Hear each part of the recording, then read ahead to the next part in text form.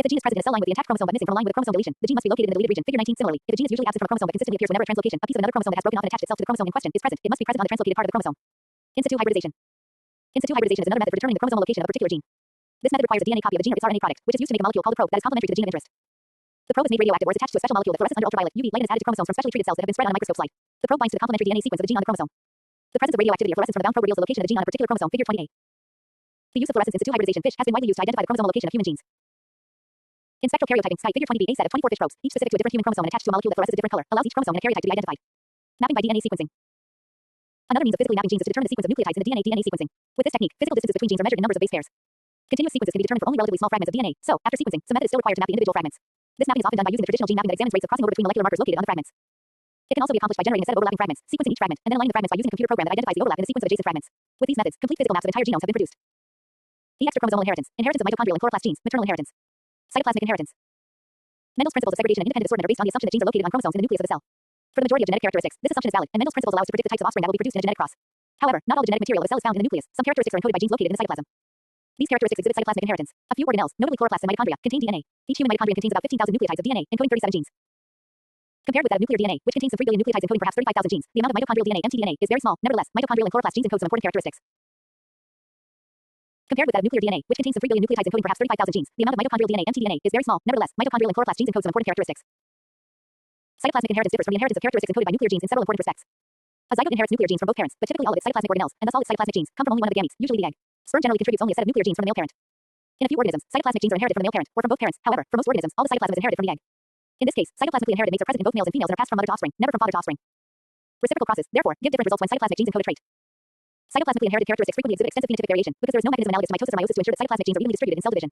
Thus, different cells in individuals will contain various proportions of cytoplasmic genes. Consider mitochondrial genes. There are thousands of mitochondria in each cell, and each mitochondrion contains from 2 to 10 copies of mtDNA. Suppose that half of the mitochondria in a cell contain a normal wild-type copy of mount DNA and the other half contain a mutated copy. Figure 11. In cell division, the mitochondria segregate into progeny cells at random. Just by chance, one cell may receive mostly mutated mtDNA and another cell may receive mostly wild-type mtDNA. See Figure 11. In this way, different progeny from the same mother and even cells within an individual offspring may vary in their phenotype. Traits encoded by chloroplast DNA, cpDNA, are similarly variable. Institute for Advanced Studies, Jodhpur 41. In 1909, cytoplasmic inheritance was recognized by Carl Correns as one of the first exceptions to Mendel's principles. Correns, one of the biologists who rediscovered Mendel's work, studied the inheritance of leaf variegation in the 4-o'clock plant, Mirabilis jalapa. Correns found that the leaves and shoots of one variety of 4-o'clock were variegated, displaying a mixture of green and white splotches. He also noted that some branches of the variegated strain had all green leaves, other branches had all white leaves. Each branch produced flowers, so Correns was able to cross flowers from variegated, green, and white branches in all combinations. Figure 12. The seeds from green branches always gave rise to green progeny, no matter whether the pollen was from a green, white, or variegated branch. Similarly, flowers on white branches always produced white progeny. Flowers on the variegated branches gave rise to green, white, and variegated progeny in no particular ratio. Correns crosses demonstrated cytoplasmic inheritance of variegation in the 4 o'clocks. The phenotypes of the offspring were determined entirely by the maternal parent, never by the paternal parent, the source of the pollen. Furthermore, the production of all 3 phenotypes by flowers on variegated branches is consistent with the occurrence of cytoplasmic inheritance. Variegation in these plants is caused by a defective gene in the cpDNA, which results in a failure to produce the green pigment chlorophyll. Cells from green branches contain normal chloroplasts only. Cells from white branches contain abnormal chloroplasts only, and cells from variegated branches contain a mixture of normal and abnormal chloroplasts. In the flowers from variegated branches, the random segregation of chloroplasts in the course of oogenesis produces some egg cells with normal cpDNA, which develop into green progeny. Other egg cells with only abnormal cpDNA develop into white progeny, and finally, still other egg cells with a mixture of normal and abnormal cpDNA develop into variegated progeny.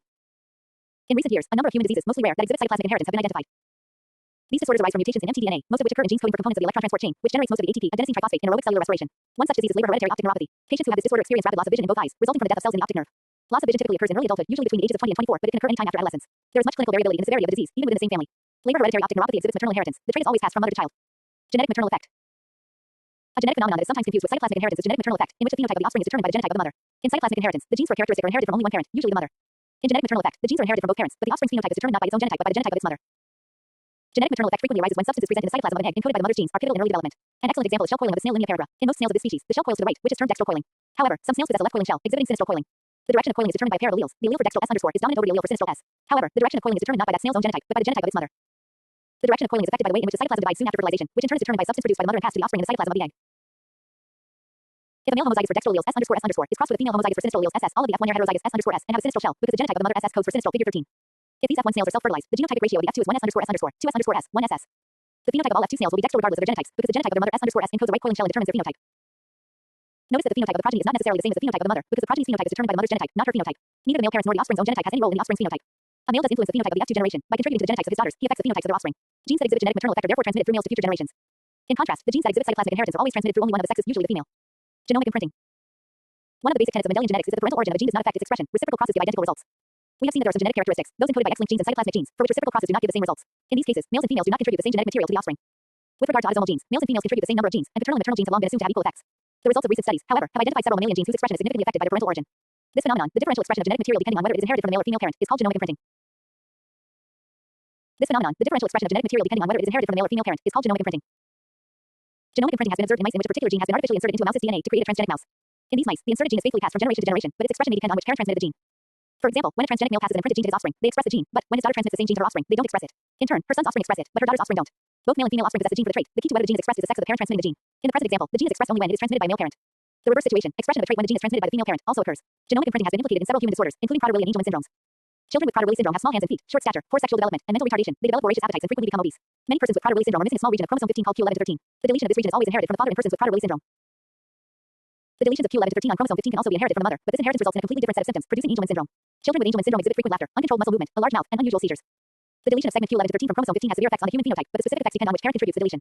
For normal development to take place, copies of segment Q11 to 13 of chromosome 15 from both male and female parents are apparently required. Several other human diseases also appear to exhibit genomic imprinting. Although the precise mechanism of this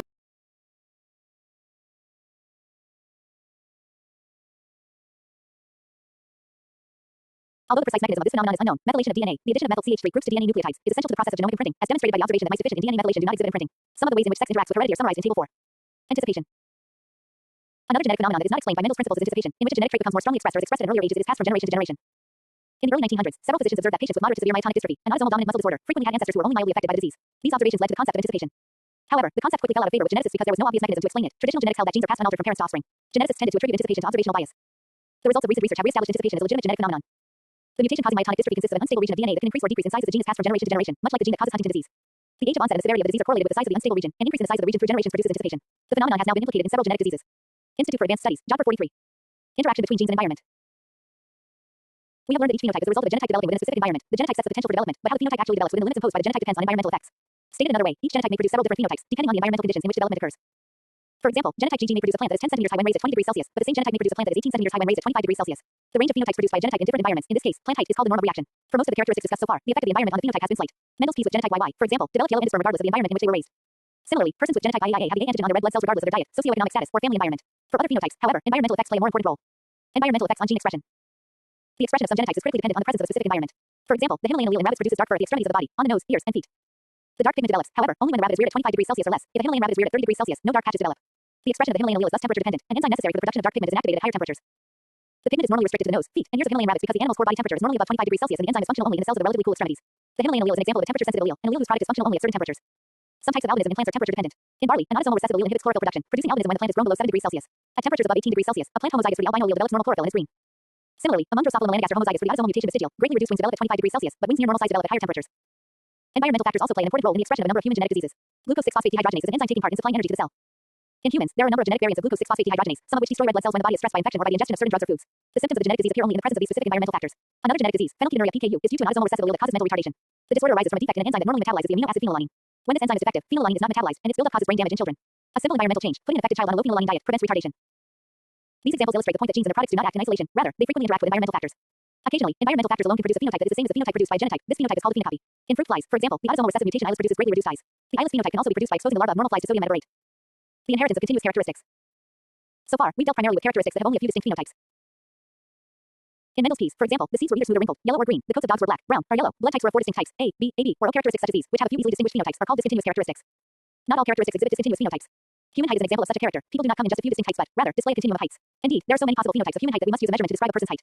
Characteristics that exhibit a continuous distribution of phenotypes are termed continuous characteristics. Because such characteristics have many possible phenotypes and must be described in quantitative terms, continuous characteristics are also called quantitative characteristics. F. Microbial genetics, methods of genetic transfers, transformation, conjugation, transduction, and sexduction, mapping genes by interrupted mating, fine structure analysis of genes. Gene transfer in bacteria. For many years, bacteria were thought to reproduce only by simple binary fission, in which one cell splits into two identical cells without any exchange or recombination of genetic material. In 1946, Joshua Lederberg and Edward Tatum demonstrated that bacteria can transfer and recombine genetic information. This finding paved the way for the use of bacteria as model genetic organisms. Bacteria exchange genetic material by 3 different mechanisms. 1. Conjugation. Figure 1a is a direct transfer of genetic material from one bacterium to another.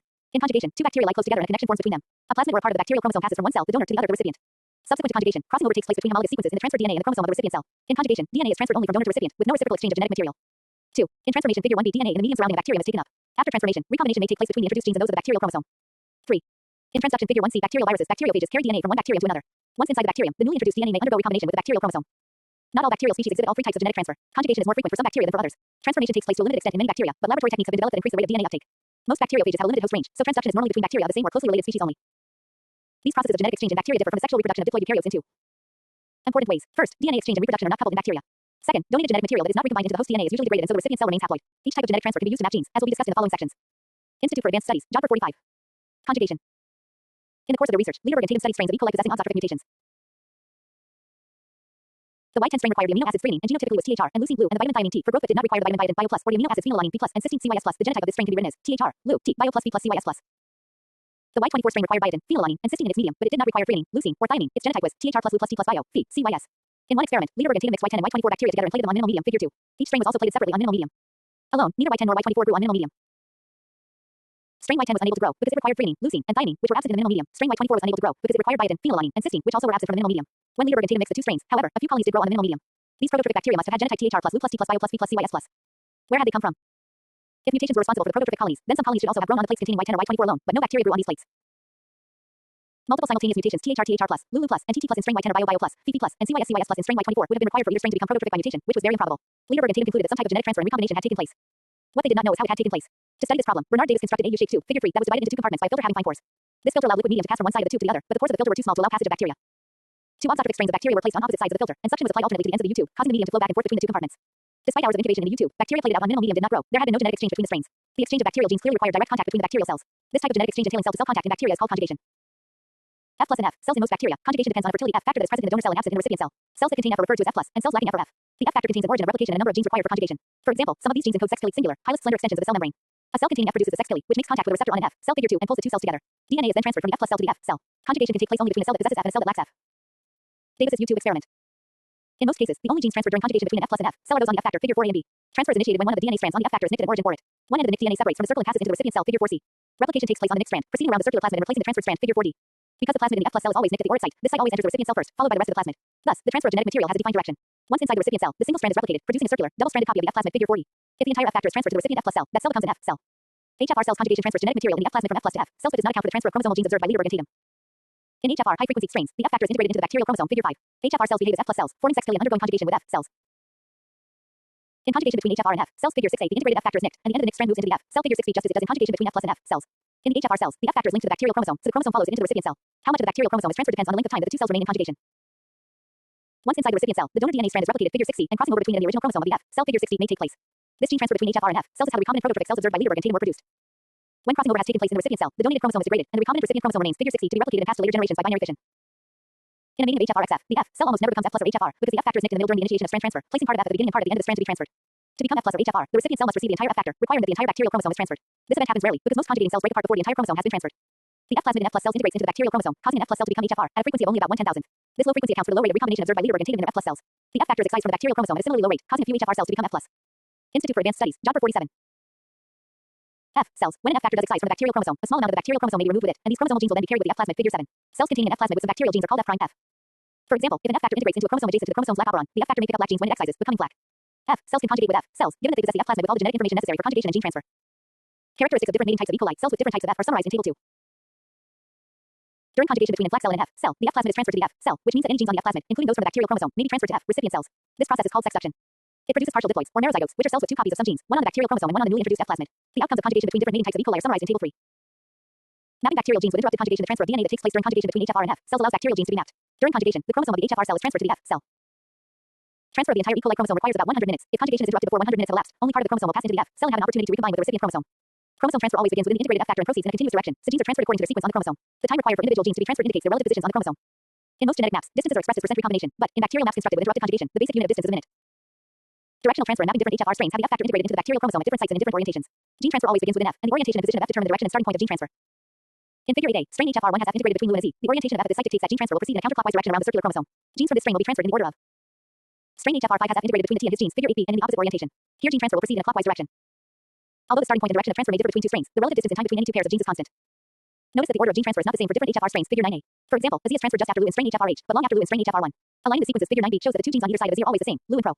That they are the same makes sense when one recognizes that the bacterial chromosome is circular and the starting point of transfer varies from strain to strain. These data provided the first evidence that the bacterial chromosome is circular, figure 9C. Natural gene transfer and antibiotic resistance. Many pathogenic bacteria have developed resistance to antibiotics, particularly in environments where antibiotics are routinely used, such as hospitals and fish farms. The continual presence of antibiotics in these environments selects for resistant bacteria, which reduces the effectiveness of antibiotic treatment for medically important infections.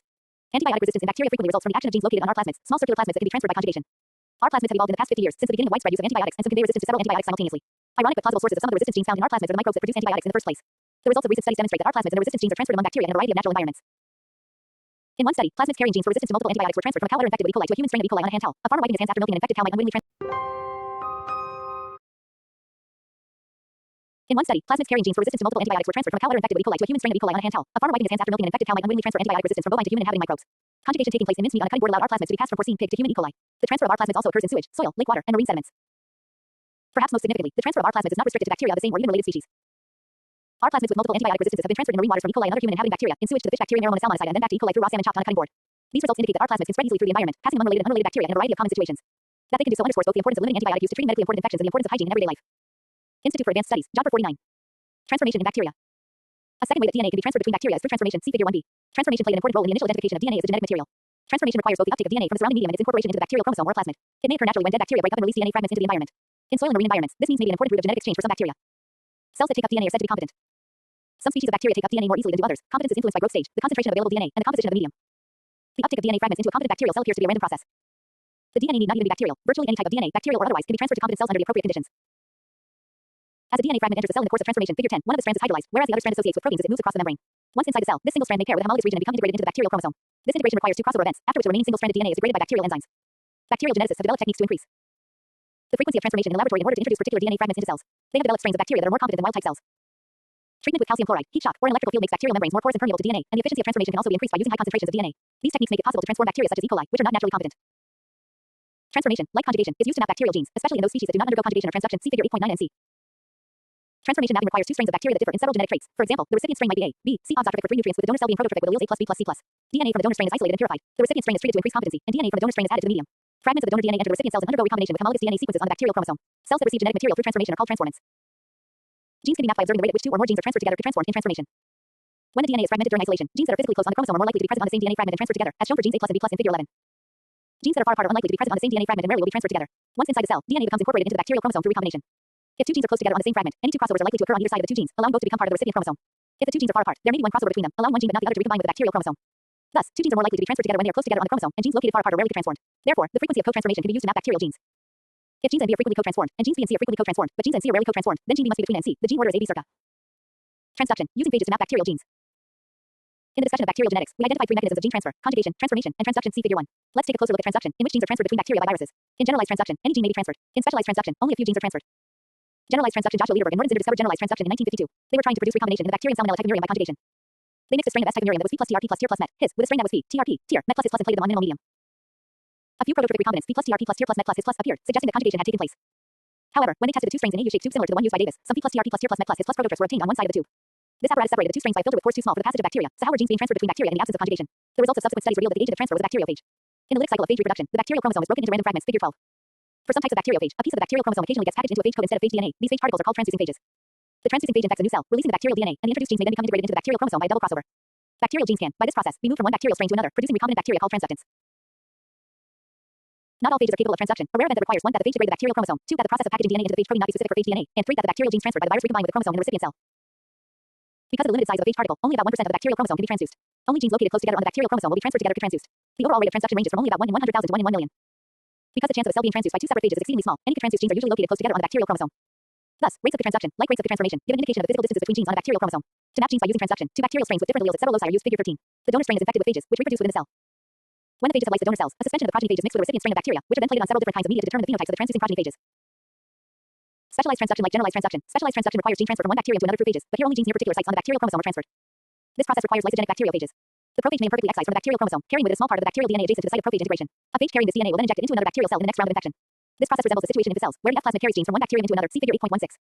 One of the best studied examples of specialized transduction is in bacteriophage lambda, which integrates into the E. coli chromosome at the attachment at site.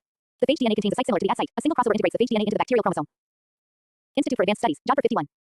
Figure 14a. The lambda prophage is excised through a similar crossover that reverses the process. Figure 14b and c. An error in excision may cause genes on either side of the bacterial at site to be excised along with some of the phage DNA. Figure 14d and e. In E. coli, these genes are usually the galactose fermentation and biobiotin biosynthesis genes. When a transducing phage carrying the gal gene infects another bacterium, the gene may integrate into the bacterial chromosome along with the prophage. Figure 14f, giving the bacterial chromosome two copies of the gal gene. Figure 14 grams. These transductants are unstable because the prophage DNA may excise from the chromosome, carrying the introduced gene with it. Stable transductants are produced when the gal gene and the phage is exchanged for the gal gene and the chromosome through a double crossover. G. Human genetics, pedigree analysis, log score for linkage testing, karyotypes, genetic disorders. The study of human genetic characteristics. Humans are the best and the worst of all organisms for genetic study. On the one hand, we know more about human anatomy, physiology, and biochemistry than we know about most other organisms. For many families, we have detailed records extending back many generations, and the medical implications of genetic knowledge of humans provide tremendous incentive for genetic studies. On the other hand, the study of human genetic characteristics presents some major obstacles. First, controlled meetings are not possible. With other organisms, geneticists carry out specific processes to test their hypotheses about inheritance. We have seen, for example, how the test cross provides a convenient way to determine if an individual with a dominant trait is homozygous or heterozygous. Unfortunately for the geneticist, at least meetings between humans are more frequently determined by romance, family expectations, and, occasionally, accident than they are by the requirements of the geneticist. Another obstacle is that humans have a long generation time. Human reproductive age is not normally reached until 10 to 14 years after birth, and most humans do not reproduce until they are 18 years of age or older. Thus, generation time in humans is usually about 20 years. This long generation time means that, even if geneticists could control human crosses, they would have to wait on average 40 years just to observe the F2 progeny. In contrast, generation time in Drosophila is 2 weeks. In bacteria, it's a mere 20 minutes. Finally, human family size is generally small. Observation of even the simple genetic ratios that we learned would require a substantial number of progeny in each family. When parents produce only 2 children, it's impossible to detect a 3:1 ratio. Even an extremely large family with 10 to 15 children would not permit the recognition of a dihybrid 9:3:1 ratio. Although these special constraints make genetic studies of humans more complex, understanding human heredity is tremendously important. So geneticists have been forced to develop techniques that are uniquely suited to human biology and culture. Analyzing pedigrees. An important technique used by geneticists to study human inheritance is the pedigree.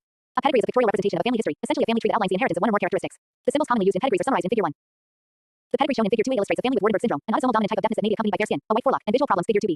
Males in a pedigree are represented by squares, females by circles. A horizontal line drawn between 2 symbols representing a man and a woman indicates a mating. Children are connected to their parents by vertical lines extending below the parents. Persons who exhibit the trait of interest are represented by filled circles and squares. In the pedigree of Figure 2a, the filled symbols represent members of the family who have Waardenburg syndrome. Unaffected persons are represented by open circles and squares. Let's look closely at Figure 2 and consider some additional features of the pedigree. Each generation in a pedigree is identified by a Roman numeral. Within each generation, family members are assigned Arabic numerals, and children in each family are listed in birth order from left to right. Institute for Advanced Studies, Job 53. Person 2-4, a man with Waardenburg syndrome, mated with 2-5, an unaffected woman, and they produce 5 children. The oldest of their children is 3-8, a male with Waardenburg syndrome, and the youngest is 3-14, an unaffected female. Deceased family members are indicated by a slash through the circle or square, as shown for I1 and 2-1 in Figure 2a. Twins are represented by diagonal lines extending from a common point IV14 and IV15, non-identical twins. When a particular characteristic or disease is observed in a person, a geneticist studies the family of this affected person and draws a pedigree. The person from whom the pedigree is initiated is called the proband and is usually designated by a narrow IVI in Figure 2a. The limited number of offspring in most human families means that it is usually impossible to discern clear Mendelian ratios in a single pedigree. Pedigree analysis requires a certain amount of genetic sleuthing, based on recognizing patterns associated with different modes of inheritance. For example, autosomal dominant traits should appear with equal frequency in both sexes and should not skip generations, provided that the trait is fully penetrant and not sex-influenced. Certain patterns may exclude the possibility of a particular mode of inheritance. For instance, a son inherits his X chromosome from his mother. If we observe that the trait is passed from father to son, we can exclude the possibility of X-linked inheritance. In the following sections, the traits discussed are assumed to be fully penetrant and rare. Autosomal recessive traits. Autosomal recessive traits normally appear with equal frequency in both sexes unless penetrance differs in males and females and appear only when a person inherits 2 alleles for the trait, one from each parent. If the trait is uncommon, most parents carrying the allele are heterozygous and unaffected. Consequently, the trait appears to skip generations. Figure 3. Frequently, a recessive allele may be passed for a number of generations without the trait appearing in a pedigree.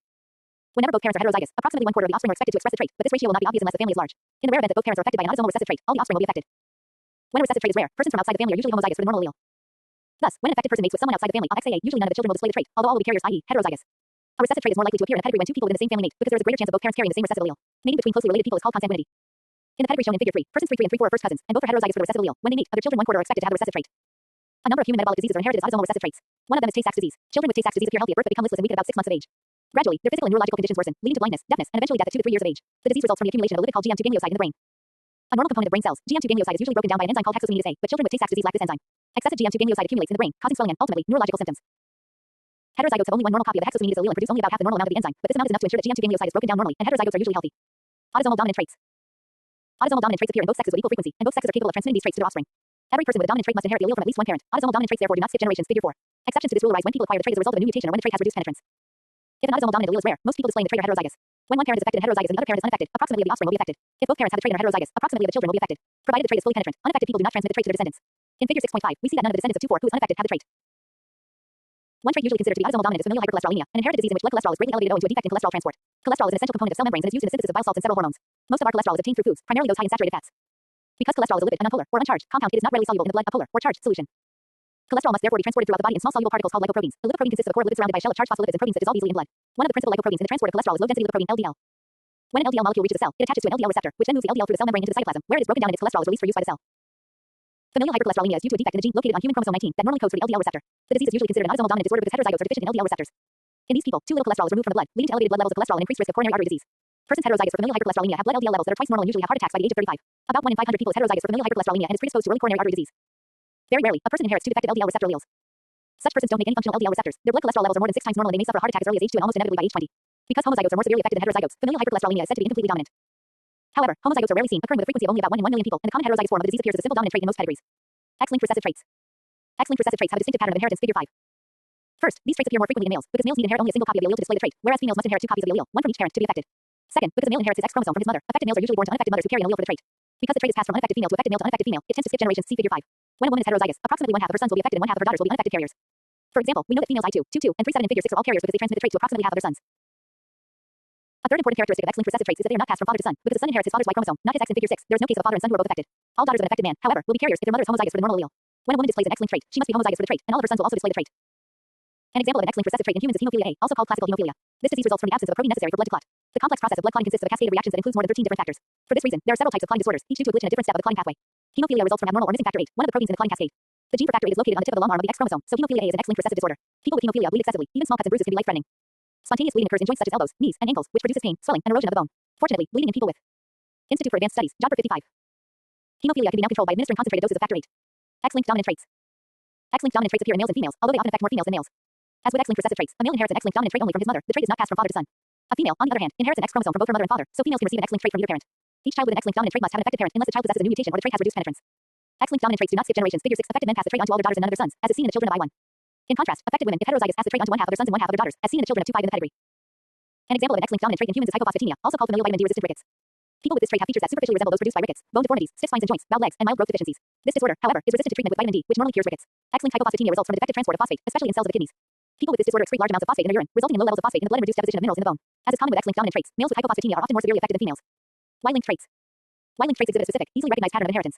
Only males are affected, and the trait is passed from father to son. If a man is affected, all his male offspring should also be affected, as is the case for I1, 24, 26, 36, and 310 of the pedigree in figure 7. Y-linked traits do not skip generations. As discussed earlier, comparatively few genes reside on the human Y chromosome, and so few human traits are Y-linked. The major characteristics of autosomal recessive, autosomal dominant, X-linked recessive, X-linked dominant, and Y-linked traits are summarized in table 1. Twin studies. Another method that geneticists use to analyze the genetics of human characteristics is twin studies. Twins come in two types. Dizygotic non-identical twins arise when two separate eggs are fertilized by two different sperm, producing genetically distinct zygotes. Monozygotic identical twins result when a single egg, fertilized by a single sperm, splits early in development into two separate embryos. Because monozygotic twins arise from a single egg and sperm, a single, mono, zygote except for rare somatic mutations, they're genetically identical, having 100% of their genes in common. Dizygotic twins, on the other hand, have on average only 50% of their genes in common, the same percentage that any pair of siblings has in common. Like other siblings, dizygotic twins may be of the same or different sexes. The only difference between dizygotic twins and other siblings is that dizygotic twins are the same age and share a common uterine environment. The frequency with which dizygotic twins are born varies among populations. Among North American Caucasians, about 7 dizygotic twin pairs are born for 1,000 births, but among Japanese, the rate is only about 3 pairs for 1,000 births. Among Nigerians, about 40 dizygotic twin pairs are born for 1,000 births. The rate of dizygotic twin also varies with maternal age, and dizygotic twin tends to run in families. In contrast, monozygotic twin is relatively constant. The frequency of monozygotic twin in most ethnic groups is about 4 twin pairs for 1,000 births, and there is relatively little tendency for monozygotic twins to run in families. Concordance. Comparisons of dizygotic and monozygotic twins can be used to estimate the importance of genetic and environmental factors in producing differences in a characteristic. This is often done by calculating the concordance for a trait. If both members of a twin pair have a trait, the twins are said to be concordant. If only one member of the pair has a trait, the twins are said to be discordant. Concordance is the percentage of twin pairs that are concordant for a trait. Gauge transformation and transduction. See figure 1. Let's take a closer look at transduction, in which genes are transferred between bacteria by viruses. In generalized transduction, any gene may be transferred. In specialized transduction, only a few genes are transferred. Generalized transduction. Joshua Lederberg and Morton Zinder discovered generalized transduction in 1952. They were trying to produce recombination in the bacterium salmonella type of murium by conjugation. They mixed a strain of S type of murium that was P plus TRP plus TIR plus MET, his, with a strain that was P, TRP, TIR, MET plus his plus and plated them on minimal medium. A few prototypic recombinants, P plus TRP plus TIR plus MET plus his plus appeared, suggesting that conjugation had taken place. However, when they tested the two strains in a U-shaped tube similar to the one used by Davis, some P plus TRP plus TIR plus MET plus his plus prototypes were obtained on one side of the tube. This apparatus separated the two strains by a filter with pores too small for the passage of bacteria, so how were genes being transferred between bacteria in the absence of conjugation? The results of subsequent studies revealed that the age of the transfer was a bacterial phage. In the lytic cycle of phage reproduction, the bacterial chromosome is broken into random fragments, figure 12. For some types of bacteriophage, a piece of the bacterial chromosome occasionally gets packaged into a phage code instead of phage DNA. These phage particles are called transducing phages. The transducing phage infects a new cell, releasing the bacterial DNA, and the introduced genes may then become integrated into the bacterial chromosome by a double crossover. Bacterial genes can, by this process, be moved from one bacterial strain to another, producing recombinant bacteria called transductants. Not all phages are capable of transduction. A rare event that requires 1. That the phage degrade the bacterial chromosome, 2. That the process of packaging DNA into the phage protein not be specific for phage DNA, and 3. That the bacterial genes transferred by the virus recombine with the chromosome in the recipient cell. Because of the limited size of a phage particle, only about 1% of the bacterial chromosome can be transduced. Only genes located close together on the bacterial chromosome will be transferred together to transduced. The overall rate of transduction ranges from only about 1 in 100,000 to 1 in 1 million. Because the chance of a cell being transduced by two separate phages is exceedingly small, any transduced genes are usually located close together on the bacterial chromosome. Thus, rates of the transduction, like rates of the transformation, give an indication of the physical distances between genes on a bacterial chromosome. To map genes by using transduction, two bacterial strains with different alleles at several loci are used. Figure 13. The donor strain is infected with phages, which reproduce within the cell. When the phages have lysed the donor cells, a suspension of the progeny phage is mixed with a recipient strain of bacteria, which are then plated on several different kinds of media to determine the phenotypes of the transducing progeny phages. Specialized transduction. Like generalized transduction, specialized transduction requires gene transfer from one bacterium to another through phages, but here only genes near particular sites on the bacterial chromosome are transferred. This process requires lysogenic bacteriophages. The prophage may imperfectly excise from the bacterial chromosome, carrying with it a small part of the bacterial DNA adjacent to the site of prophage integration. A phage carrying this DNA will then inject it into another bacterial cell in the next round of infection. This process resembles the situation in the cells, where the F plasmid carries genes from one bacterium into another. See figure 8.16. One of the best studied examples of specialized transduction is in bacteriophage lambda, which integrates into the E. coli chromosome at the attachment at site. The phage DNA contains a site similar to the at site. A single crossover integrates the phage DNA into the bacterial chromosome. Institute for Advanced Studies, Job 51. Figure 14a. The lambda prophage is excised through a similar crossover that reverses the process. Figure 14b and c. An error in excision may cause genes on either side of the bacterial at site to be excised along with some of the phage DNA. Figure 14d and e. In E. coli, these genes are usually the gal-galactose fermentation and biotin biosynthesis genes. When a transducing phage carrying the gal gene infects another bacterium, the gene may integrate into the bacterial chromosome along with the prophage. Figure 14f, giving the bacterial chromosome two copies of the gal gene. Figure 14 grams. These transductants are unstable because the prophage DNA may excise from the chromosome, carrying the introduced gene with it. Stable transductants are produced when the gal gene and the phage is exchanged for the gal gene in the chromosome through a double crossover. G. Human genetics, pedigree analysis, log score for linkage testing, karyotypes, genetic disorders. The study of human genetic characteristics. Humans are the best and the worst of all organisms for genetic study.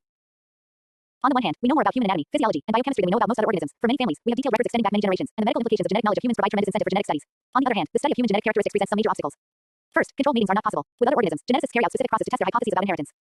We have seen, for example, how the test cross provides a convenient way to determine if an individual with a dominant trait is homozygous or heterozygous. Unfortunately, for the geneticists, at least meetings between humans are more frequently determined by romance, family expectations, and, occasionally, accident than they are by the requirements of the geneticist. Another obstacle is that humans have a long generation time. Human reproductive age is not normally reached until 10 to 14 years after birth, and most humans do not reproduce until they are 18 years of age or older. Thus, generation time in humans is usually about 20 years. This long generation time means that, even if geneticists could control human processes, they would have to wait on average 40 years just to observe the F2 progeny. In contrast, generation time in Drosophila is 2 weeks. In bacteria, it's a mere 20 minutes. Finally, human family size is generally small. Observation of even the simple genetic ratios that we learned would require a substantial number of progeny in each family. When parents produce only 2 children, it's impossible to detect a 3:1 ratio. Even an extremely large family with 10 to 15 children would not permit the recognition of a dihybrid 9:3:1 ratio. Although these special constraints make genetic studies of humans more complex, understanding human heredity is tremendously important. So geneticists have been forced to develop techniques that are uniquely suited to human biology and culture. Analyzing pedigrees. An important technique used by geneticists to study human inheritance is the pedigree. A pedigree is a pictorial representation of a family history, essentially a family tree that outlines the inheritance of one or more characteristics. The symbols commonly used in pedigrees are summarized in Figure 1. The pedigree shown in Figure 2A illustrates a family with Waardenburg syndrome, an autosomal dominant type of deafness that may be accompanied by fair skin, a white forelock, and visual problems. Figure 2B. Males in a pedigree are represented by squares, females by circles. A horizontal line drawn between two symbols representing a man and a woman indicates a mating. Children are connected to their parents by vertical lines extending below the parents. Persons who exhibit the trait of interest are represented by filled circles and squares. In the pedigree of Figure 2A, the filled symbols represent members of the family who have Waardenburg syndrome. Unaffected persons are represented by open circles and squares. Let's look closely at Figure 2 and consider some additional features of a pedigree. Each generation in a pedigree is identified by a Roman numeral. Within each generation, family members are assigned Arabic numerals, and children in each family are listed in birth order from left to right. Institute for Advanced Studies, Job 53. Person 2-4, a man with Waardenburg syndrome, mated with 2-5, an unaffected woman, and they produce 5 children. The oldest of their children is 3-8, a male with Waardenburg syndrome, and the youngest is 3-14, an unaffected female. Deceased family members are indicated by a slash through the circle or square, as shown for I1 and 2-1 in Figure 2A. Twins are represented by diagonal lines extending from a common point IB14 and IB15, non-identical twins. When a particular characteristic or disease is observed in a person, a geneticist studies the family of this affected person and draws a pedigree. The person from whom the pedigree is initiated is called the proband and is usually designated by a narrow IBI in Figure 2A. The limited number of offspring in most human families means that it is usually impossible to discern clear Mendelian ratios in a single pedigree. Pedigree analysis requires a certain amount of genetic sleuthing, based on recognizing patterns associated with different modes of inheritance. For example, autosomal dominant traits should appear with equal frequency in both sexes and should not skip generations, provided that the trait is fully penetrant and not sex influenced. Certain patterns may exclude the possibility of a particular mode of inheritance. For instance, a son inherits his X chromosome from his mother. If we observe that the trait is passed from father to son, we can exclude the possibility of X-linked inheritance. In the following sections, the traits discussed are assumed to be fully penetrant and rare. Autosomal recessive traits. Autosomal recessive traits normally appear with equal frequency in both sexes unless penetrance differs in males and females, and appear only when a person inherits 2 alleles for the trait, one from each parent. If the trait is uncommon, most parents carrying the allele are heterozygous and unaffected. Consequently, the trait appears to skip generations. Figure 3. Frequently, a recessive allele may be passed for a number of generations without the trait appearing in a pedigree. Whenever both parents are heterozygous, approximately 1/4 of the offspring are expected to express the trait, but this ratio will not be obvious unless the family is large. In the rare event that both parents are affected by an autosomal recessive trait, all the offspring will be affected. When a recessive trait is rare, persons from outside the family are usually homozygous for the normal allele. Thus, when an affected person mates with someone outside the family, XAA, usually none of the children will display the trait, although all will be carriers, i.e., heterozygous. A recessive trait is more likely to appear in a pedigree when two people within the same family mate, because there is a greater chance of both parents carrying the same recessive allele. Mating between closely related people is called consanguinity. In the pedigree shown in Figure 3, persons 3-3 and 3-4 are first cousins, and both are heterozygous for the recessive allele. When they mate, other children 1/4 are expected to have the recessive trait. A number of human metabolic diseases are inherited as autosomal recessive traits. One of them is Tay-Sachs disease. Children with Tay-Sachs disease appear healthy at birth but become listless and weak at about 6 months of age. Gradually, their physical and neurological conditions worsen, leading to blindness, deafness, and eventually death at 2 to 3 years of age. The disease results from the accumulation of a lipid called GM2 ganglioside in the brain. A normal component of brain cells, GM2 ganglioside is usually broken down by an enzyme called hexosaminidase A, but children with Tay-Sachs disease lack this enzyme. Excessive GM2 ganglioside accumulates in the brain, causing swelling and, ultimately, neurological symptoms. Heterozygotes have only one normal copy of the hexosaminidase allele and produce only about half the normal amount of the enzyme, but this amount is enough to ensure that GM2 ganglioside is broken down normally, and heterozygotes are usually healthy. Autosomal dominant traits. Autosomal dominant traits appear in both sexes with equal frequency, and both sexes are capable of transmitting these traits to their offspring. Every person with a dominant trait must inherit the allele from at least one parent. Autosomal dominant traits therefore do not skip generations. Figure 4. Exceptions to this rule arise when people acquire the trait as a result of a new mutation or when the trait has reduced penetrance. If an autosomal dominant allele is rare, most people displaying the trait are heterozygous. When one parent is affected and heterozygous and the other parent is unaffected, approximately of the offspring will be affected. If both parents have the trait and are heterozygous, approximately of the children will be affected. Provided the trait is fully penetrant, unaffected people do not transmit the trait to their descendants. In Figure 6.5, we see that none of the descendants of 2-4 who is unaffected have the trait. One trait usually considered to be autosomal dominant is familial hypercholesterolemia, an inherited disease in which blood cholesterol is greatly elevated owing to a defect in cholesterol transport. Cholesterol is an essential component of cell membranes and is used in the synthesis of bile salts and several hormones. Most of our cholesterol is obtained through foods, primarily those high in saturated fats. Because cholesterol is a lipid, a nonpolar, or uncharged compound, it is not readily soluble in the blood, a polar, or charged solution. Cholesterol must therefore be transported throughout the body in small soluble particles called lipoproteins. A lipoprotein consists of a core lipid surrounded by a shell of charged phospholipids and proteins that dissolve easily in blood. One of the principal lipoproteins in the transport of cholesterol is low-density lipoprotein (LDL). When an LDL molecule reaches a cell, it attaches to an LDL receptor, which then moves the LDL through the cell membrane into the cytoplasm, where it is broken down and its cholesterol is released for use by the cell. Familial hypercholesterolemia is due to a defect in the gene located on human chromosome 19 that normally codes for the LDL receptor. The disease is usually considered an autosomal dominant disorder because heterozygotes are deficient in LDL receptors. In these people, too little cholesterol is removed from the blood, leading to elevated blood levels of cholesterol and increased risk of coronary artery disease. Persons heterozygous for familial hypercholesterolemia have blood LDL levels that are twice normal and usually have heart attacks by the age of 35. About 1 in 500 people is heterozygous for familial hypercholesterolemia and is predisposed to early coronary artery disease. Very rarely, a person inherits 2 defective LDL receptor alleles. Such persons don't make any functional LDL receptors. Their blood cholesterol levels are more than 6 times normal and they may suffer a heart attack as early as age 2 and almost inevitably by age 20. Because homozygotes are more severely affected than heterozygotes, familial hypercholesterolemia is said to be incompletely dominant. However, homozygotes are rarely seen, occurring with a frequency of only about 1 in 1 million people, and the common heterozygous form of the disease appears as a simple dominant trait in most pedigrees. X-linked recessive traits. X-linked recessive traits have a distinctive pattern of inheritance. Figure 5. First, these traits appear more frequently in males, because males need to inherit only a single copy of the allele to display the trait, whereas females must inherit 2 copies of the allele, one from each parent, to be affected. Second, because a male inherits his X chromosome from his mother, affected males are usually born to unaffected mothers who carry an allele for the trait. Because the trait is passed from unaffected female to affected male to unaffected female, it tends to skip generations. See Figure 5. When a woman is heterozygous, approximately 1/2 of her sons will be affected and 1/2 of her daughters will be unaffected carriers. For example, we know that females I2, 2, and 3, 7 in Figure 6 are all carriers because they transmit the trait to approximately half of their sons. A third important characteristic of X-linked recessive traits is that they are not passed from father to son, because the son inherits his father's Y chromosome, not his X in Figure 6. There is no case of a father and son who are both affected. All daughters of an affected man, however, will be carriers if their mother is homozygous for the normal allele. When a woman displays an X-linked trait, she must be homozygous for the trait, and all of her sons will also. All daughters of an affected man, however, will be carriers if their mother is homozygous for the normal allele. When a woman displays an X-linked trait, she must be homozygous for the trait, and all of her sons will also display the trait. An example of an X-linked recessive trait in humans is hemophilia A, also called classical hemophilia. This disease results from the absence of a protein necessary for blood to clot. The complex process of blood clotting consists of a cascade of reactions that includes more than 13 different factors. For this reason, there are several types of clotting disorders, each due to a glitch in a different step of the clotting pathway. Hemophilia results from abnormal or missing factor 8, one of the proteins in the clotting cascade. The gene for factor 8 is located on the tip of the long arm of the X chromosome, so hemophilia A is an X-linked recessive disorder. People with hemophilia bleed excessively. Even small cuts and bruises can be life-threatening. Spontaneous bleeding occurs in joints such as elbows, knees, and ankles, which produces pain, swelling, and erosion of the bone. Fortunately, bleeding in people with Institute for Advanced Studies, Job 55. Hemophilia can be now controlled by administering concentrated doses of factor 8. X-linked dominant traits. X-linked dominant traits appear in males and females, although they often affect more females than males. As with X-linked recessive traits, a male inherits an X-linked dominant trait only from his mother. The trait is not passed from father to son. A female, on the other hand, inherits an X chromosome from both her mother and father, so females can receive an X-linked trait from either parent. Each child with an X-linked dominant trait must have an affected parent unless the child possesses a new mutation or the trait has reduced penetrance. X-linked dominant traits do not skip generations. Figure 6. Affected men pass the trait on to older daughters and none of their sons, as is seen in the children of I1. In contrast, affected women, if heterozygous, pass the trait on to 1/2 of their sons and 1/2 of their daughters, as seen in the children of 2-5 in the pedigree. An example of an X-linked dominant trait in humans is hypophosphatemia, also called familial vitamin D resistant rickets. People with this trait have features that superficially resemble those produced by rickets, bone deformities, stiff spines and joints, bowed legs, and mild growth deficiencies. This disorder, however, is resistant to treatment with vitamin D, which normally cures rickets. X-linked hypophosphatemia results from the defective transport of phosphate, especially in cells of the kidneys. People with this disorder excrete large amounts of phosphate in their urine, resulting in low levels of phosphate in the blood and reduced deposition of minerals in the bone. As is common with X-linked dominant traits, males with hypophosphatemia are often more severely affected than females. Y-linked traits. Y-linked traits exhibit a specific, easily recognized pattern of inheritance. Only males are affected, and the trait is passed from father to son. If a man is affected, all his male offspring should also be affected, as is the case for I1, 24, 26, 36, and 310 of the pedigree in figure 7. Y-linked traits do not skip generations. As discussed earlier, comparatively few genes reside on the human Y chromosome, and so few human traits are Y-linked. The major characteristics of autosomal recessive, autosomal dominant, X-linked recessive, X-linked dominant, and Y-linked traits are summarized in Table 1. Twin studies. Another method that geneticists use to analyze the genetics of human characteristics is twin studies. Twins come in two types. Dizygotic non-identical twins arise when two separate eggs are fertilized by two different sperm, producing genetically distinct zygotes. Monozygotic identical twins result when a single egg, fertilized by a single sperm, splits early in development into two separate embryos. Twins come in two types. Dizygotic non-identical twins arise when two separate eggs are fertilized by two different sperm, producing genetically distinct zygotes. Monozygotic identical twins result when a single egg, fertilized by a single sperm, splits early in development into two separate embryos. Because monozygotic twins arise from a single egg and sperm, a single, mono, zygote except for rare somatic mutations, they're genetically identical, having 100% of their genes in common. Dizygotic twins, on the other hand, have on average only 50% of their genes in common, the same percentage that any pair of siblings has in common. Like other siblings, dizygotic twins may be of the same or different sexes. The only difference between dizygotic twins and other siblings is that dizygotic twins are the same age and share a common uterine environment. The frequency with which dizygotic twins are born varies among populations. Among North American Caucasians, about 7 dizygotic twin pairs are born for 1,000 births, but among Japanese, the rate is only about 3 pairs for 1,000 births. Among Nigerians, about 40 dizygotic twin pairs are born for 1,000 births. The rate of dizygotic twin also varies with maternal age, and dizygotic twin tends to run in families. In contrast, monozygotic twin is relatively constant. The frequency of monozygotic twin in most ethnic groups is about 4 twin pairs for 1,000 births, and there is relatively little tendency for monozygotic twins to run in families.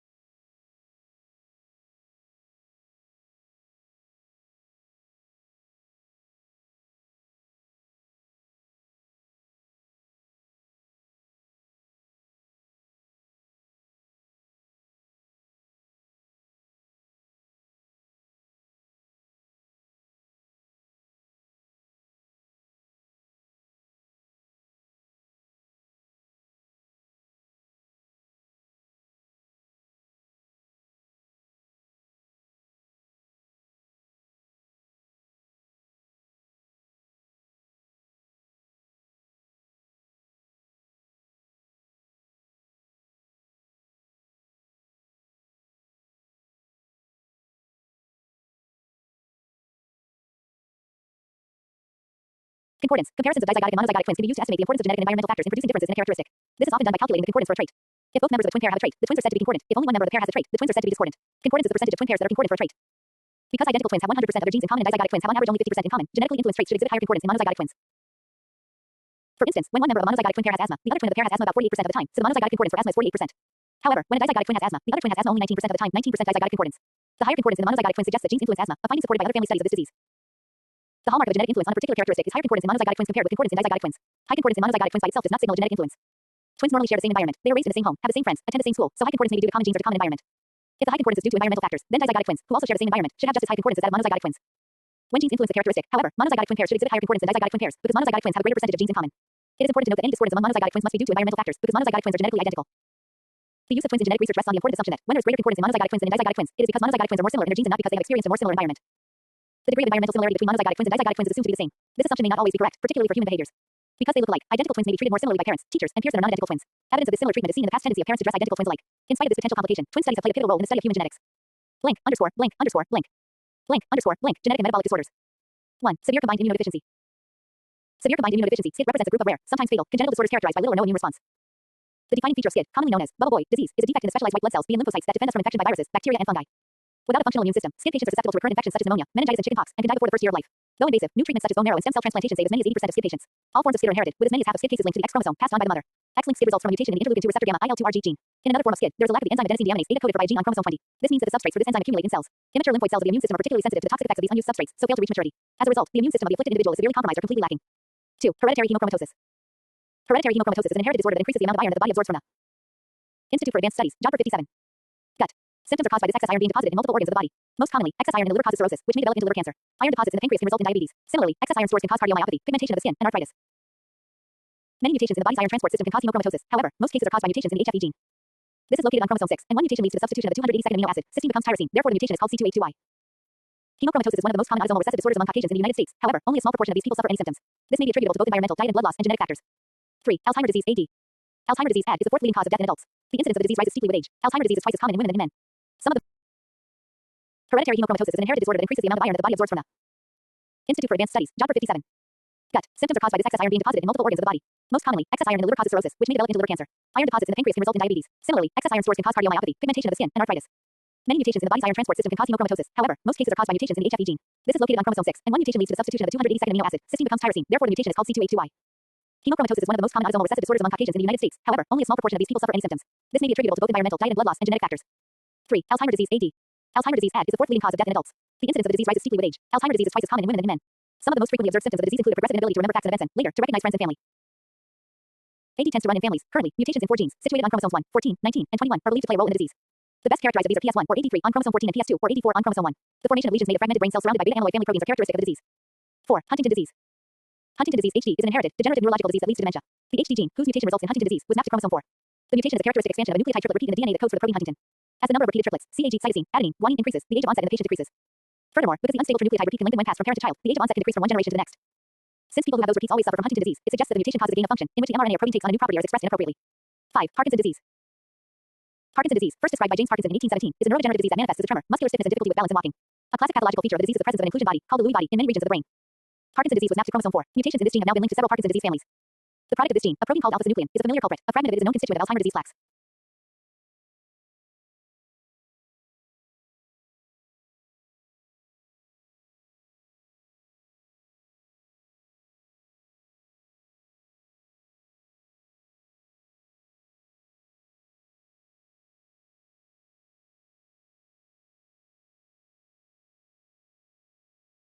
Parkinson's disease was mapped to chromosome 4. Mutations in this gene have now been linked to several Parkinson's disease families. The product of this gene, a protein called alpha-synuclein, is a familiar culprit. A fragment of it is a known constituent of Alzheimer's disease plaques. 6. Thalassemia. Thalassemia is an inherited disease of faulty synthesis of hemoglobin. It consists of a group of disorders that may range from a barely detectable abnormality of blood to severe fatal anemia. Adult hemoglobin is composed of 2 alpha and 2 beta B polypeptide chains. There are 2 copies of the hemoglobin alpha gene HbA1 and HbA2, which each encode an alpha chain, and both genes are located on chromosome 16. The hemoglobin beta gene HbB encodes the beta chain and is located on chromosome 11. In alpha thalassemia, there is deficient synthesis of alpha chains. The resulting excess of beta chains bind oxygen poorly, leading to a low concentration of oxygen in tissues, hypoxemia. Similarly, in beta thalassemia there is a lack of beta chains. However, the excess alpha chains can form insoluble aggregates inside red blood cells. These aggregates cause the death of red blood cells and their precursors, causing a very severe anemia. The spleen becomes enlarged as it removes damaged red blood cells from the circulation. Currently, severe thalassemia is treated by blood transfusions, and a minority of patients are cured by bone marrow transplantation. Mouse models are proving to be useful in assessing the potential of gene therapy. 7. Cystic fibrosis (CF). Cystic fibrosis (CF) is the most common fatal genetic disease. It causes the body to produce a thick, sticky mucus that clogs the lungs, leading to infection, and blocks the pancreas, stopping digestive enzymes from reaching the intestines where they are required to digest food. CF is caused by a defective gene, which codes for a sodium and chloride salt transporter found on the surface of the epithelial cells that line the lungs and other organs. Several hundred mutations have been found in this gene, all of which result in defective transport of sodium and chloride by epithelial cells. The severity of the disease symptoms of CF is directly related to the characteristic effects of the particular mutations that have been inherited by the sufferer. 8. Phenylketonuria. Phenylketonuria (PKU) is an inherited error of metabolism caused by a deficiency in the enzyme phenylalanine hydroxylase. Loss of this enzyme results in mental retardation, organ damage, unusual posture, and can, in cases of maternal PKU, severely compromised pregnancy. Classical PKU is an autosomal recessive disorder caused by mutations in both alleles of the gene for phenylalanine hydroxylase POF found on chromosome 12. In the body, phenylalanine hydroxylase converts the amino acid phenylalanine to tyrosine, another amino acid. Mutations in both copies of the gene for means that the enzyme is inactive or is less efficient, and the concentration of phenylalanine in the body can build up to toxic levels and converts into phenylpyruvic acid, which deposits in brain and causes mental retardation. 9. Tay-Sachs disease. Tay-Sachs disease, a heritable metabolic disorder commonly associated with Ashkenazi Jews, also found in other populations throughout the world. The severity of expression and the age of onset of Tay-Sachs varies from infantile and juvenile forms that exhibit paralysis, dementia, blindness, and early death to a chronic adult form that exhibits neuron dysfunction and psychosis. Tay-Sachs is an autosomal recessive disease caused by mutations in both alleles of the gene hexa on chromosome 15. Hexa codes for the alpha subunit of the enzyme beta-hexosaminidase. This enzyme is found in lysosomes, organelles that break down large molecules for recycling by the cell. Normally, beta-hexosaminidase A helps to degrade a lipid called GM2 ganglioside, but in Tay-Sachs individuals, the enzyme is absent or present only in very reduced amounts, allowing excessive accumulation of the GM2 ganglioside in neurons. The progressive neurodegeneration seen in the varied forms of Tay-Sachs depends upon the speed and degree of GM2 ganglioside accumulation, which in turn is dependent upon the level of functional beta-hexosaminidase present in the body. 10. Duchenne muscular dystrophy. Duchenne muscular dystrophy (DMD) is one of a group of muscular dystrophies characterized by the enlargement of muscles. All are X-linked and affect mainly males, an estimated 1 in 3,500 boys worldwide. The gene for DMD, found on the X chromosome, encodes a large protein dystrophin. Dystrophin is required inside muscle cells for structural support. Without it, the cell membrane becomes permeable, so that extracellular components enter the cell, increasing the internal pressure until the muscle cell explodes and dies. The subsequent immune response can add to the damage. 11. Lesch-Nyhan syndrome. Lesch-Nyhan syndrome (LNS) is a rare inherited disease that disrupts the metabolism of the raw material of genes. These raw materials, the body can either make purines de novo synthesis. 10. Duchenne muscular dystrophy. Duchenne muscular dystrophy (DMD) is one of a group of muscular dystrophies characterized by the enlargement of muscles. All are X-linked and affect mainly males, an estimated 1 in 3,500 boys worldwide. The gene for DMD, found on the X chromosome, encodes a large protein dystrophin. Dystrophin is required inside muscle cells for structural support. Without it, the cell membrane becomes permeable, so that extracellular components enter the cell, increasing the internal pressure until the muscle cell explodes and dies. The subsequent immune response can add to the damage. 11. Lesch-Nyhan syndrome. Lesch-Nyhan syndrome (LNS) is a rare inherited disease that disrupts the metabolism of the raw material of genes. These raw materials are called purines, and they are an essential part of DNA and RNA. The body can either make purines de novo synthesis or recycle them through resalvage pathway. Many enzymes are involved in these pathways. When one of these enzymes is missing, a wide range of problems can occur. In LNS, there is a mutation in the HPRT1 gene located on the X chromosome. The product of the normal gene is the enzyme hypoxanthine guanine phosphorylysyl transferase, which speeds up the recycling of purines from broken down DNA and RNA. Many different types of mutations affect this gene, and the result is a very low level of the enzyme. The mutation is inherited in an X-linked fashion. Females who inherit one copy of the mutation are not affected because they have 2 copies of the X chromosome XX. Males are severely affected because they only have one X chromosome XY, and therefore their only copy of the HPRT1 gene is mutated. 12. Hemophilia A. Hemophilia A is a hereditary blood disorder, primarily affecting males, characterized by a deficiency of the blood clotting protein known as factor VIII that results in abnormal bleeding. Mutation of the heme gene on the X chromosome causes hemophilia A in recessive homozygous condition. Normally, females have 2 X chromosomes, whereas males have 1 X and 1 Y chromosome. Since males have only a single copy of any gene located on the X chromosome, they cannot offset damage to that gene with an additional copy as in females. Consequently, X-linked disorders such as hemophilia A are far more common in males. The heme gene codes for factor VIII, which is synthesized mainly in the liver, and is one of many factors involved in blood coagulation. Its loss alone is enough to cause hemophilia A even if all the other coagulation factors are still present. 13. SRY, sex determination. Usually, a woman has two X chromosomes XX and a man one X and one Y XY. However, both male and female characteristics can sometimes be found in one individual, and it is possible to have XY women and XX men. Analysis of such individuals has revealed some of the molecules involved in sex determination, including one called SRY, which is important for testis formation. SRY, which stands for sex-determining region Y gene, is found on the Y chromosome.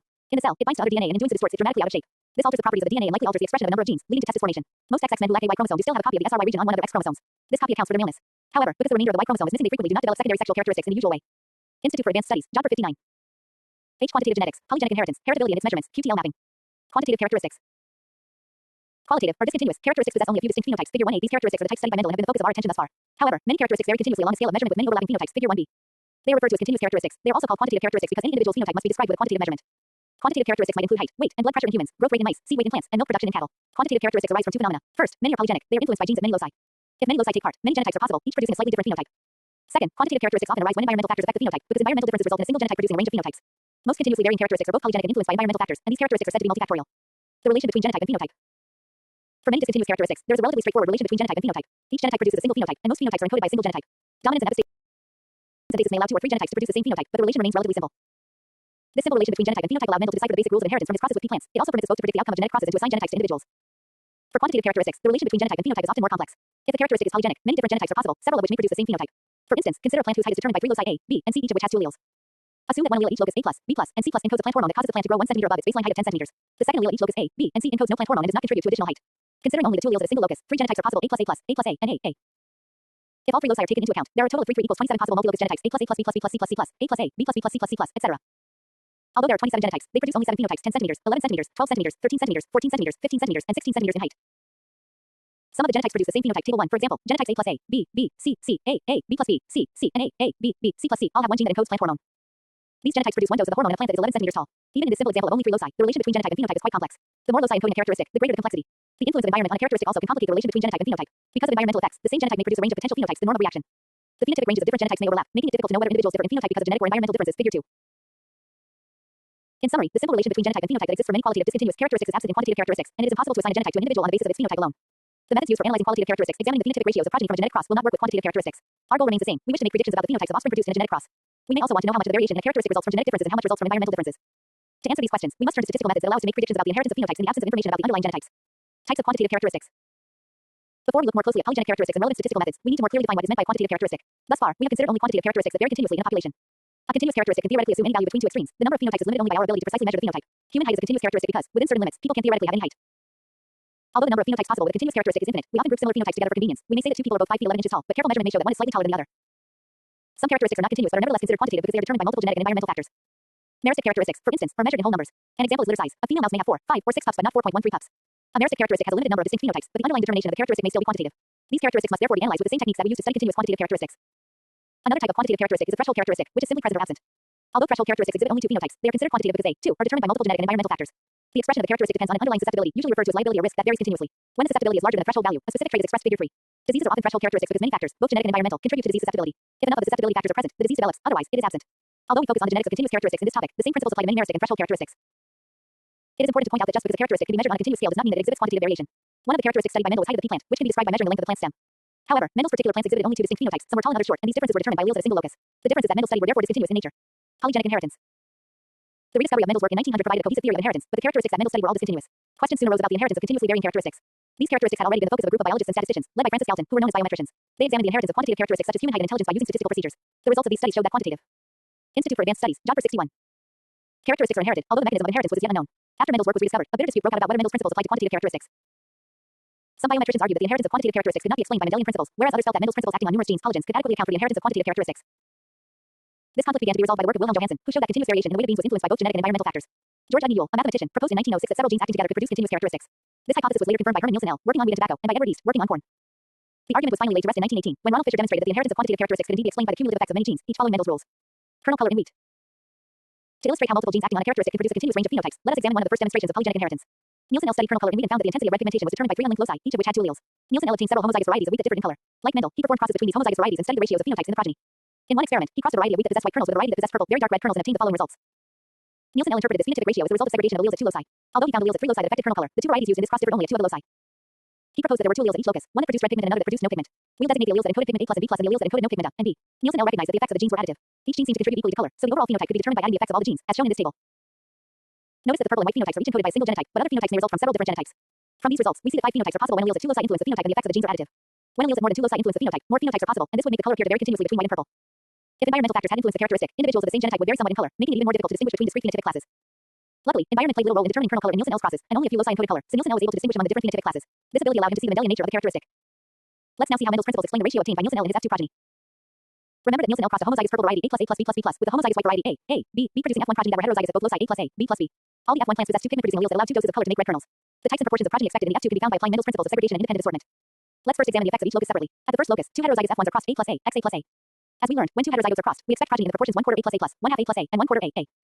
At the second locus, 2 heterozygotes also are crossed, and again we expect progeny in the proportions 1/4 B plus B plus, 1/2 B plus B, and 1/4 B. To obtain the probability of combinations of genes at both loci, we must use the multiplication rule of probability, which is based on Mendel's principle of independent assortment.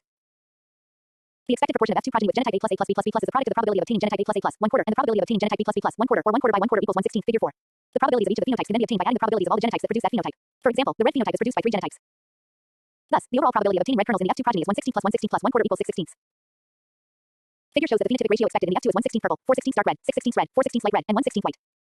This phenotypic ratio is precisely what Nielsen-L observed in his F2 progeny, demonstrating that the inheritance of a continuously varying characteristic such as kernel color is indeed according to Mendel's basic principles. Nielsen-L's process demonstrated that the difference between the inheritance of genes influencing quantitative characteristics and the inheritance of genes influencing discontinuous characteristics is in the number of loci that determine the characteristic. When multiple loci affect a character, more genotypes are possible, so the relation between the genotype and the phenotype is less obvious. As the number of loci affecting a character increases, the number of phenotypic classes in the F2 increases, figure 5. Several conditions of Nielsen-L's process greatly simplified the polygenic inheritance of kernel color and made it possible for him to recognize the Mendelian nature of the characteristic. First, genes affecting color segregated at only 2 or 3 loci. If genes of many loci had been segregating, he would have had difficulty in distinguishing the phenotypic classes. Second, the genes affecting kernel color had strictly additive effects, making the relation between genotype and phenotype simple. Third, environment played almost no role in the phenotype. Had environmental factors modified the phenotypes, distinguishing between the 5 phenotypic classes would have been difficult. Finally, the loci that Nielsen-L studied were not linked, so the genes assorted independently. Nielsen-L was fortunate. For many polygenic characteristics, these simplifying conditions are not present and Mendelian inheritance of these characteristics is not obvious. Determining gene number for a polygenic characteristic. When 2 individuals homozygous for different alleles at a single locus are crossed A1, A1, XA2, A2, and the resulting F1 heir interbred A1, A2, XA1, A2, 1/4 of the F2 should be homozygous like each of the original parents. If the original parents are homozygous for different alleles at 2 loci, as are those in Nielsen-L's process, then 1/4 by 1/4 equals 1/16 of the F2 should resemble one of the original homozygous parents. Generally, 1/4 n will be the number of individuals in the F2 progeny that should resemble each of the original homozygous parents, where n equals the number of loci with a segregating pair of alleles that affects the Institute for Advanced Studies, job for 63. Characteristic. This equation provides us with a possible means of determining the number of loci influencing a quantitative characteristic. To illustrate the use of this equation, assume that we cross 2 different homozygous varieties of pea plants that differ in height by 16 centimeters, interbreed the F1, and find that approximately 1/256 of the F2 are similar to one of the original homozygous parental varieties. This outcome would suggest that 4 loci with segregating pairs of alleles, 1/256 equals 1/4 are responsible for the height difference between the 2 varieties. Because the 2 homozygous strains differ in height by 16 centimeters and there are 4 loci each with 2 alleles, 8 alleles in all, each of the alleles contributes 16 centimeters, 8 equals 2 centimeters in height. This method for determining the number of loci affecting phenotypic differences requires the use of homozygous strains, which may be difficult to obtain in some organisms. It also assumes that all the genes influencing the characteristic have equal effects, that their effects are additive, and that the loci are unlinked. For many polygenic characteristics, these assumptions are not valid, so this method of determining the number of genes affecting a characteristic has limited application. Blank underscore blank underscore blank. Heritability. Blank underscore blank underscore blank. In addition to being polygenic, quantitative characteristics are frequently influenced by environmental factors. It is often useful to know how much of the variation in a quantitative characteristic is due to genetic differences and how much is due to environmental differences. That proportion of the total phenotypic variation that is due to genetic differences is known as the heritability. Consider a dairy farmer who owns several hundred milk cows. The farmer notices that some cows consistently produce more milk than others. The nature of these differences is important to the profitability of his dairy operation. If the differences in milk production are largely genetic in origin, then the farmer may be able to boost milk production by selectively breeding the cows that produce the most milk. On the other hand, if the differences are largely environmental in origin, selective breeding will have little effect on milk production, and the farmer might better boost milk production by adjusting the environmental factors associated with higher milk production. To determine the extent of genetic and environmental influences on variation in a characteristic, phenotypic variation in a characteristic must be partitioned into components attributable to different factors. Phenotypic variance. To determine how much of phenotypic differences in a population is due to genetic and environmental factors, we must first have some quantitative measure of the phenotype under consideration. Consider a population of wild plants that differ in size. We could collect a representative sample of plants from the population, weigh each plant in the sample, and calculate the mean and variance of plant weight. This phenotypic variance is represented by BP. Components of phenotypic variance. Phenotypic variance, which represents the phenotypic differences among individual members of a group, can be attributed to several factors. First, some of the differences in phenotype may be due to differences in genotypes among individual members of the population. These differences are termed the genetic variance and are represented by Bg. Second, some of the differences in phenotype may be due to environmental differences among the plants. These differences are termed the environmental variance, Bay. Environmental variance includes differences that can be attributed to specific environmental factors, such as the amount of light or water that the plant receives. It also includes random differences in development that cannot be attributed to any specific factor. Any variation in phenotype that is not inherited is, by definition, a part of the environmental variance. Third, genetic environmental interaction variance, VGE, arises when the effect of a gene depends on the specific environment in which it is found. An example, in a dry environment, genotype A produces a plant that averages 12 grams in weight, and genotype A produces a smaller plant that averages 10 grams. In a wet environment, genotype A produces a larger plant, averaging 24 grams in weight, whereas genotype A produces a plant that averages 20 grams. In this example, there are clearly differences in the two environments. Both genotypes produce heavier plants in the wet environment. There are also differences in the weights of the two genotypes, but the relative performances of the genotypes depend on whether the plants are grown in a wet or dry environment. In this case, the influences on phenotype cannot be neatly allocated into genetic and environmental components, because the expression of the genotype depends on the environment in which the plant grows. The phenotypic variance must therefore include a component that accounts for the way in which genetic and environmental factors interact. In summary, the total phenotypic variance can be apportioned into 3 components. BP plus VG plus A equals VGE. Components of genetic variance. Genetic variance can be further subdivided into components consisting of different types of genetic effects. First, additive genetic variance, VA, comprises the additive effects of genes on the phenotype, which can be summed to determine the overall effect on the phenotype. For example, suppose that, in a plant, allele A1 contributes 2 grams in weight and allele A2 contributes 4 grams. If the alleles are strictly additive, then the genotypes would have the following weights. The genes that Nielsen-L studied, which affected kernel color and wheat, were additive in this way. Second, there is dominance genetic variance, VD, when some genes have a dominance component. In this case, the alleles at a locus are not additive. Rather, the effect of an allele depends on the identity of the other allele at that locus. Here, we cannot simply add the effects of the alleles together. Instead, we must add a component VD to the genetic variance to account for the way that alleles interact. Third, genes at different loci may interact in the same way that alleles at the same locus interact. When this genic interaction occurs, the effects of genes are not additive, and we must include a third component, called genic interaction variance, VI, to the genetic variance. VG equals VA plus VD plus V. Summary equation. We can now integrate these components into one equation to represent all the potential contributions to the phenotypic variance. VP equals VA plus VD plus V plus A plus VGE. This equation provides us with a model that describes the potential causes of differences that we observe among individual phenotypes. It's important to note that this model deals strictly with the observable differences variance in phenotypes among individual members of the population. It says nothing about the absolute value of a characteristic or about the underlying genotypes that produce these differences. Types of heritability. The model of phenotypic variance that we just developed can be used to address the question of how much of the phenotypic variance in a characteristic is due to genetic differences. Broad sense heritability H2 represents the proportion of phenotypic variance that is due to genetic variance and is calculated by dividing the genetic variance by the phenotypic variance. It is symbolized H2 because it is a measure of variance, which is in units squared. Broad sense heritability can potentially range from 0 to 1. A value of 0 indicates that none of the phenotypic variance results from differences in genotype and all of the differences in phenotype result from environmental variation. A value of 1 indicates that all of the phenotypic variance results from differences in genotype. A heritability value between 0 and 1 indicates that both genetic and environmental factors influence the phenotypic variance. Often, we are more interested in the proportion of the phenotypic variance that results from the additive genetic variance because the additive genetic variance primarily determines the resemblance between parents and offspring.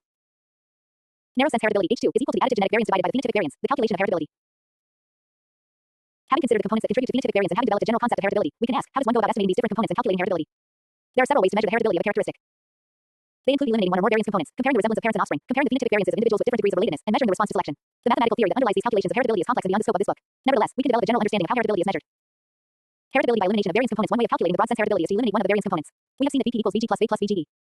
If we eliminate all environmental variance, V equals O, then VG equals 0 because if either VG or A is 0, no genetic environmental interaction can take place and VP equals VG. In theory, we might make VG equal to 0 by ensuring that all individuals were raised in exactly the same environment, but in practice, it is virtually impossible. Instead, we could make VG equal to 0 by raising genetically identical individuals, causing VP to be equal to A. In a typical experiment, we might raise cloned or highly inbred, identically homozygous individuals in a defined environment and measure the phenotypic variance to estimate VD. We could then raise a group of genetically variable individuals and measure the phenotypic variance VP. Using VA calculated on the genetically identical individuals, we could obtain the genetic variance of the variable individuals by subtraction. VG of genetically varying individuals equals VP of genetically varying individuals VE of genetically identical individuals. The broad sense heritability of the genetically variable individuals would then be calculated as follows. Institute for Advanced Studies, job for 65. Sewell Wright used this method to estimate the heritability of white spotting in guinea pigs. He first measured the phenotypic variance for white spotting in a genetically variable population and found that VP equals 573. Then he inbred the guinea pigs for many generations so that they were essentially homozygous and genetically identical. When he measured the phenotypic variance in white spotting, he obtained VP equal to 340. Because VG equals 0 in this group, their VP equals A. Wright assumed this value of environmental variance for the original genetically variable population and estimated their genetic variance. He then estimated the broad sense heritability from the genetic and phenotypic variance. This value implies that 41% of the variation in spotting of guinea pigs in Wright's population was due to differences in genotype. Estimating heritability by using this method assumes that the environmental variance of genetically identical individuals is the same as the environmental variance of the genetically variable individuals, which may not be true. Additionally, this approach can be applied only to organisms for which it is possible to create genetically identical individuals. Heritability by parent-offspring regression. Another method for estimating heritability is to compare the phenotypes of parents and offspring. When genetic differences are responsible for phenotypic variance, offspring should resemble their parents more than they resemble unrelated individuals, because offspring and parents have some genes in common that help determine their phenotype. Correlation and regression can be used to analyze the association of phenotypes in different individuals. To calculate the narrow sense heritability in this way, we first measure the characteristic on a series of parents and offspring. The data are arranged into families, and the mean parental phenotype is plotted against the mean offspring phenotype, figure 6. Each data point in the graph represents one family. The value on the x horizontal axis is the mean phenotypic value of the parents in a family, and the value on the y vertical axis is the mean phenotypic value of the offspring for the family. Let's assume that there is no narrow sense heritability for the characteristic H2 equals O. Genetic differences do not contribute to the phenotypic differences among individuals. In this case, offspring will be no more similar to the parents than they are to unrelated individuals, and the data points will be scattered randomly, generating a regression coefficient of 0, figure 6a. Next, let's assume that all of the phenotypic differences are due to additive genetic differences H2 equals 1.0. In this case, the mean phenotype of the offspring will be equal to the mean phenotype of the parents, and the regression coefficient will be 1, figure 6b. If genes and environment both contribute to the differences in phenotype, both heritability and the regression coefficient will lie between 0 and 1, figure 6c. The regression coefficient therefore provides information about the magnitude of the heritability. A complex mathematical proof, which we will not go into here, demonstrates that in a regression of the mean phenotype of the offspring against the mean phenotype of the parents, narrow sense heritability H2 equals the regression coefficient b. An example of calculating heritability by regression of the phenotypes of parents and offspring is illustrated in figure 7. In a regression of the mean offspring phenotype against the phenotype of only one parent, the narrow sense heritability equals twice the regression coefficient. With only one parent, the heritability is twice the regression coefficient because only half the genes of the offspring come from one parent. Thus, we must double the regression coefficient to obtain the full heritability. Heritability and degrees of relatedness. A third method for calculating heritability is to compare the phenotypes of individuals having different degrees of relatedness. This method is based on the concept that the more closely related two individuals are, the more genes they have in common. Monozygotic identical twins have 100% of their genes in common, whereas dizygotic non-identical twins have, on average, 50% of their genes in common. If genes are important in determining variability in a characteristic, then monozygotic twins should be more similar in a particular characteristic than dizygotic twins. By using correlation to compare the phenotypes of monozygotic and dizygotic twins, we can estimate broad sense heritability. A rough estimate of the broad sense heritability can be obtained by taking twice the difference of the correlation coefficients for a quantitative characteristic in monozygotic and dizygotic twins. Where RMZ equals the correlation coefficient among monozygotic twins and RDZ equals the correlation coefficient among dizygotic twins. This calculation assumes that the two individuals of a monozygotic twin pair experience environments that are no more similar to each other than those experienced by the two individuals of a dizygotic twin pair, which is often not the case, unless the twins have been reared apart.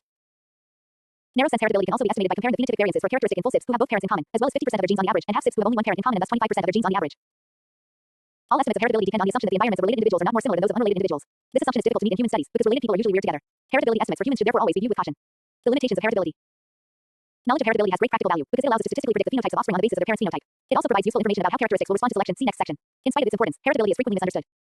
Heritability does not provide information about an individual's genes or the environmental factors that control the development of a characteristic, and it says nothing about the nature of differences between groups. This section outlines some limitations and common misconceptions concerning broad and narrow sense heritability.